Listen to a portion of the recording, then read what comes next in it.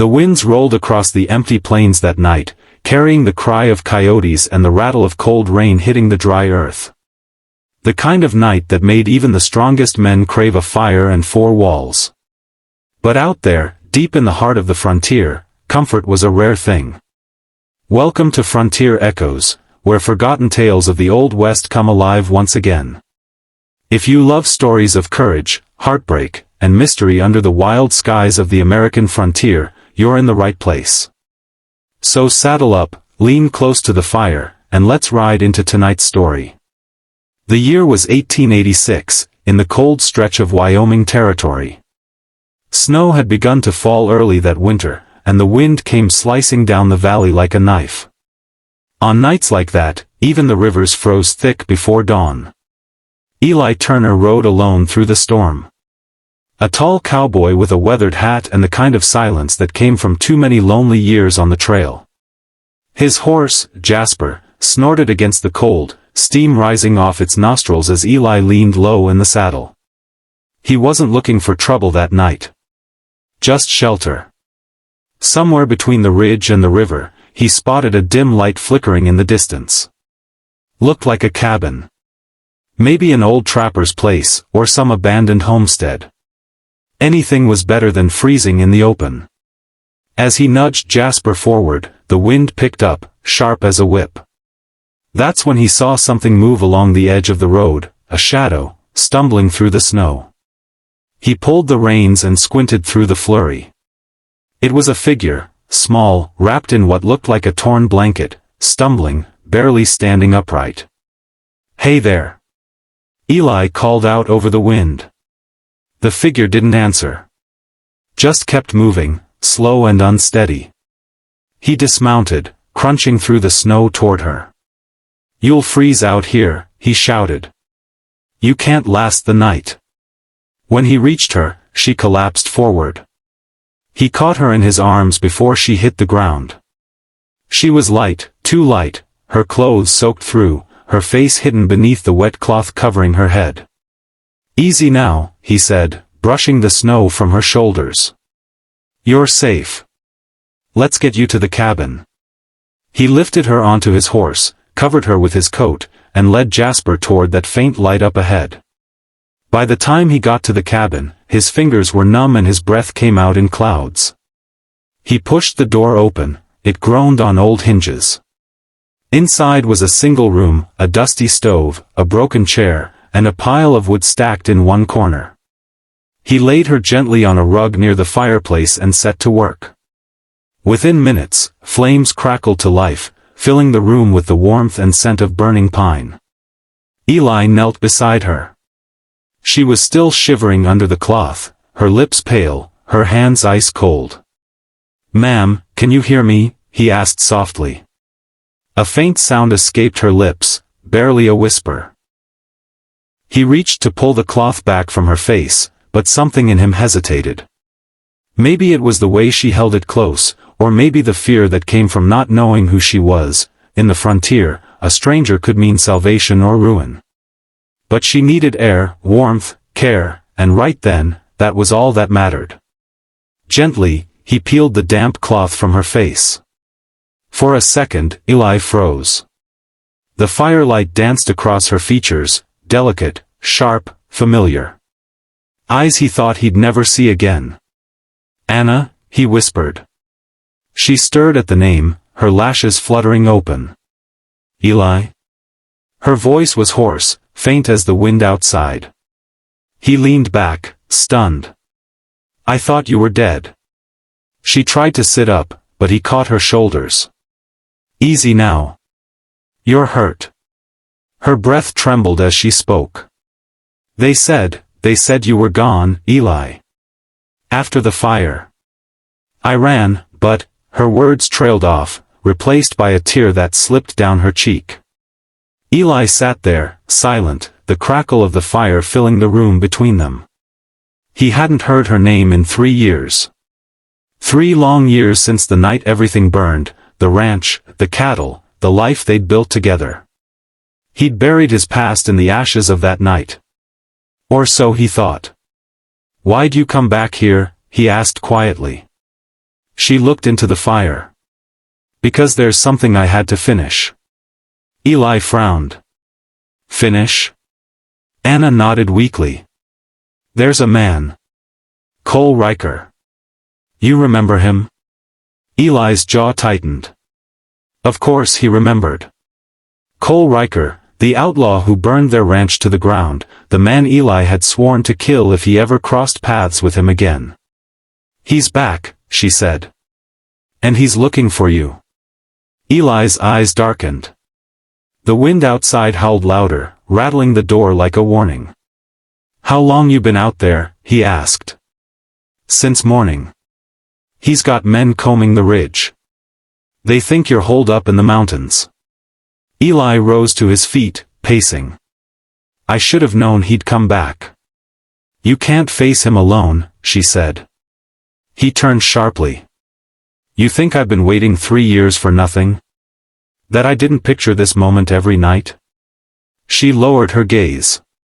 He's not the same man, Eli. He's got more men, more guns. You go after him now, you won't make it out alive. Eli looked at her for a long moment.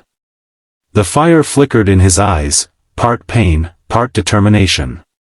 I've already been dead once, he said quietly. Anna reached for his hand. Please. Don't let the past take you again.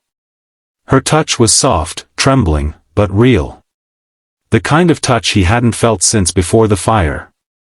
He wanted to pull away, but something in him broke instead. He sat beside her again, the old floor creaking beneath his boots. You shouldn't have come looking for me, he said. You could have been killed. I couldn't stay hidden forever, she replied. I had to see you, had to warn you. Silence filled the room once more, heavy with years of unspoken words. Outside, the storm raged harder. Snow piled against the windows, and the fire began to dim. Eli added another log, watching the sparks rise. Do you still wear it? Anna asked suddenly. He looked at her, confused. The locket I gave you, she said. Eli reached beneath his shirt. The chain was still there, tarnished, worn, but unbroken. He opened it. Inside was a tiny portrait of her, painted back when the world was kinder. Never took it off, he said softly. Anna's eyes shimmered in the firelight. Then maybe there's still a piece of that old world left. Eli wanted to believe her. But the frontier didn't care about the past, it only remembered blood and vengeance. He stood up, walked to the door, and looked out into the night. Snow whirled in white sheets, and far across the ridge, faint lights moved, lanterns. Men on horseback. They're close, he muttered. Anna rose unsteadily, clutching the blanket around her. Eli, you have to go. He turned to her, jaw set. I'm not leaving you. You don't have a choice. Her words cut through him like cold steel. She reached into her coat and pulled out a revolver, his old Colt, the one he thought he'd lost years ago. Take it, she said. You'll need it more than I will. He stared at it for a long moment before taking it from her trembling hand. The weight of it felt like memory, heavy and familiar. Anna, he said softly, when this is over, we can. She shook her head. When it's over, just keep riding. Don't look back. He wanted to argue, but the sound of hooves outside stopped him cold. Voices. Rough, angry, closing in. Eli snuffed the lantern and motioned for her to stay down. He peeked through a crack in the wood. At least 5 men, one of them unmistakably Cole Riker, with that scar running down his cheek and the black hat pulled low over his eyes. Eli clenched his jaw. Riker dismounted, his boots crunching in the snow. I know you're in there, Turner, he shouted. Come on out, and maybe I'll make it quick. Eli whispered, stay down. He eased the hammer back on his revolver and waited. The door shook under a heavy kick. Then another. Finally, the latch gave way and the door burst open. Riker stepped in, smirking. Well, I'll be damned. The ghost himself. Eli fired once. The bullet shattered the lantern in Riker's hand, plunging the room into half-darkness. Gunfire exploded. Wood splintered. Sparks flew from the stove as bullets tore through the walls. Anna screamed his name, diving for cover. Eli returned fire, taking down one of the men by the doorway. Another tried to rush him. Eli's shot caught him square in the chest.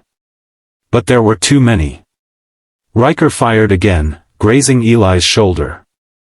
He dropped to one knee, blood soaking through his coat. You should have stayed buried, Riker snarled. Then, from the shadows, another shot rang out, sharp, deliberate. Riker froze. His eyes went wide. He staggered back, clutching his chest. Anna stood there, smoke rising from the barrel of her pistol, tears streaming down her face. Should have left him alone, she said softly. Riker fell, the snow outside catching his final breath. The cabin fell silent except for the crackle of the dying fire. Eli looked at Anna. She was pale, shaking, but alive. You saved my life, he whispered. She knelt beside him, pressing a hand to his wound. You'd have done the same. He winced, trying to smile. Always were the better shot. Outside, the storm began to fade, replaced by the faint light of dawn creeping over the horizon. The snow glittered like silver. Anna tore a strip of cloth from her dress and wrapped his shoulder. You need a doctor. Eli shook his head. No doctor out here. Just the trail. She looked into his eyes. Then where do we go? He thought for a long moment. South. Maybe New Mexico. Start again. Anna hesitated. After all this, you'd still want that? Eli nodded. If there's still a sunrise left to chase, I'll ride toward it. She smiled faintly, helping him to his feet.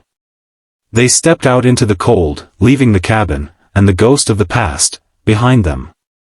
The wind had softened, carrying only the whisper of the plains and the faint cry of a hawk overhead. Eli looked back once, at the trail of smoke curling from the broken roof. Then he turned toward the rising sun. Anna walked beside him, wrapped in his coat, her hand brushing against his. Maybe the frontier had taken everything from them once, but that morning, it gave them something back. A second chance. And out there, beneath the endless sky, two lost souls rode on together, the sound of hoofbeats fading into the dawn. Because sometimes, in the wild heart of the West, you don't find redemption, it finds you. This is Frontier Echoes, where every whisper of the wind carries a story worth remembering. If you felt the fire of the frontier tonight, don't forget to like, share, and subscribe. And tell us in the comments where in this wild world you're watching from. Until next time, keep your saddle steady and your heart brave. The West remembers.